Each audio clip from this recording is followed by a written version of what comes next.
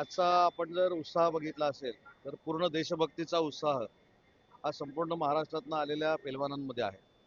मागच्या वर्षी हाच उपक्रम माननीय एकनाथ शिंदे साहेबांच्या नेतृत्वाखाली श्रीकांतजींच्या पुढाकारानं विशेषतः आमच्या क्रीडा सेनेचे महाराष्ट्राचे प्रमुख चंद्रहारजी पाटील यांच्या संकल्पनेतनं मागच्या वर्षी हा कार्यक्रम मी जम्मूला केला होता, ह्यावेळी आम्ही दिल्लीमध्ये करतोय. आणि आम्हाला सगळ्यांनाच आनंद आहे की सैनिकांच्या प्रती मानवंदना देण्याचा हा क्षण आहे. आणि तो अतिशय उत्साहाच्या भरामध्ये महाराष्ट्रातनं आलेले आमचे क्रीडा सेनेचे सगळे जे सदस्य आहेत ते अतिशय चांगल्या पद्धतीने इथे रक्तदान करतायत. सिंदूर नाव दिलेलं आहे, सिंदूर महारक्तदान शिबिर असं नाव.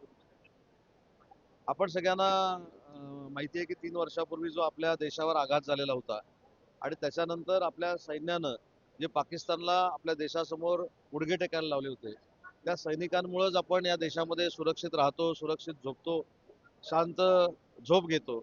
आणि अशा सैनिकांच्या प्रती वंदनीय बाळासाहेबांच्या आदेशानुसार 80% समाजकारण 20% राजकारण करत असताना जर 80% समाजकारणातला भाग म्हणून आम्ही हे करू शकलो तर तो आम्हाला मनस्वी आनंद आहे. आणि याच्यामध्ये जी ताकद या सगळ्यांच्या मागे उभी करतात किंवा ज्या ताकदीनं उभे राहतात ते माननीय एकनाथ शिंदे साहेब उभे राहतात. आणि आजच्या या रक्तदान शिबिराचं फलित काय आहे, सर्टिफिकेट आम्हाला काय मिळणार आहे, तर देशाचे संरक्षण मंत्री आदरणीय राजनाथ सिंह साहेब या सगळ्या रक्तवीरांना आम्ही ह्या दातेपूर्वीपर्यंत आपण म्हणायचो, पण सैनिकांना जो रक्तदाता रक्तदान करतो त्याला आम्ही आता रक्तवीर संबोधायला सुरुवात केले. त्या रक्तवीरांचं कौतुक करण्यासाठी स्वतः देशाचे संरक्षण मंत्री जर येत असतील तर याच्यापेक्षा दुसरा तो आनंद काय आहे. 1000 पैलवान आहे, 1000 लोकांचा. तुम्ही नाथ एक्सप्रेस सांगलीपासून दिल्लीपर्यंत आणि चंद्रहार पाटणा तुम्ही आता उल्लेख केला, सगळे पैलवान घेऊन आलेले आहेत. हे सगळं जुळवताना कसं आणि कशाबद्दल? नाही, सगळे अगदी शिस्तीचे पैलवान आहेत. श्रीनाथ एक्सप्रेसनं ते आलेले आहेत. अतिशय 40-42 तास म्हणजे आखाडा देखील त्यांनी रेल्वेमध्येच केला होता. मला वाटतं चंद्रहारनं देखील व्यायाम रेल्वेमध्येच केला. त्याच्यामुळे रेल्वेचा आखाडा करून मागच्या वेळी रेल्वेचा आखाडा करून ते 70 तास जम्मूला गेले होते आणि हाच रेल्वेचा आखाडा करून 42 तास आज दिल्लीला आलेत. मला वाटतं की ही महाराष्ट्रासाठी आणि देशासाठी अभिमानाची बाब आहे. देशातलं पहिलं महाराष्ट्र राज्य असं आहे की दुसऱ्या राज्यामध्ये जाऊन आर्मीच्या हॉस्पिटलमध्ये सैनिकांसाठी रक्तदान करतंय. आणि देशातला हा पहिला पक्ष आहे शिंदे साहेबांच्या नेतृत्वाखालचा की जो असा उपक्रम राबवतोय. राजकीय प्रश्न म्हणजे तुम्ही सहकारी अंबादास दानवे हे वारंवार आरएसएस वरती टीका करताना बघायला मिळतात, पण तेच काल आरएसएसच्या कार्यक्रमाला मोहन भागवतांच्या कार्यक्रमात त्यांची उपस्थिती बघायला. दानवे साहेब टीका करतात, पण ते काल त्यांनी तिथं जाऊन ते मनापासून करत नाही, ते सिद्ध करून दाखवलंय. वारंवार आरएसएस बद्दल शिवसेनेने घेतलेली भूमिका म्हणजेच शिवसेनावरची टीका आणि भारतीय जनता पार्टीवरची टीका ही कोणाच्या दबावाखाली करतात का, हे आपण आता अभ्यास केला पाहिजे. आणि काल त्यांनी तिथं जाऊन मोहन भागवत साहेबांचं मार्गदर्शन देखील ऐकलेलं आहे आणि त्याच्यातनं ते अतिशय चांगला बोध घेऊन भविष्याची राजकीय वाटचाल करतील असं आपण अपेक्षित करूया. जरांगे पाटलांचं मधल्या काळात बोलणं झालं होतं, त्यांचा गैरसमज झालेला आहे असं तुमच्या सगळ्यांचं म्हणणं आहे. पण सध्या यात्रेवरती आहेत पश्चिम महाराष्ट्रातल्या आणि माड्यामध्ये बोलताना त्यांनी मोठं गंभीर विधान केलं नाही. सरकारबाबत त्यांनी टीका करताना म्हटलं की समाजासाठी जीव देऊ शकतो, जीव देऊ शकतो.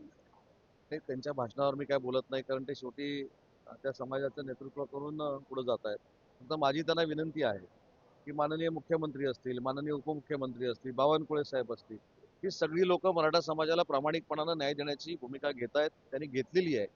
ओबीसीच्या आरक्षणावर परिणाम न होता माननीय शिंदे साहेबांनी मराठा समाजाला प्रचंड पद्धतीनं देण्याचा निर्णय घेतलेला होता. त्याच्यामुळे गैरसमजातनं वैयक्तिक पातळीवर कोणावर बोलू नये ही देखील माझी त्यांना विनंती आहे. आणि त्यांच्या ज्या शंका आहेत, त्यांचे जे काही गैरसमज दूर झालेले आहेत ते आम्ही नक्की दूर करणार आहोत ना. शेवटी मराठा समाजाला न्याय देण्याची भूमिका ही माननीय एकनाथ शिंदे साहेबांनी ते मुख्यमंत्री असताना घेतली आणि आता देवेंद्रजी घेत आहेत. त्याच्यामुळे गैरसमज असू नये, कारण या सगळ्या गैरसमजाचा फायदा ज्यांनी मराठा समाजासाठी काहीच केलं नाही अशा पद्धतीचे पक्ष घेत असतात. आणि म्हणून माझी त्यांना विनंती आहे की आपण चर्चा करू, आपण चर्चेतनं पुढे जाऊ.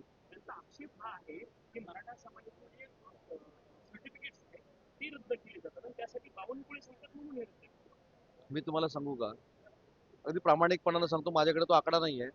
हजारो सर्टिफिकेट दिली गेलेली आहेत, परंतु काही सर्टिफिकेट का रद्द झाली याच्यासाठी देखील प्रामाणिकपणानं आम्ही काम करतोय. कुठेही महायुतीच्या सरकारला सगळी सर्टिफिकेट रद्द करून ओबीसीचे दाखले रद्द करण्याचा कुठेही निर्णय कोणी घेतलेला नाही.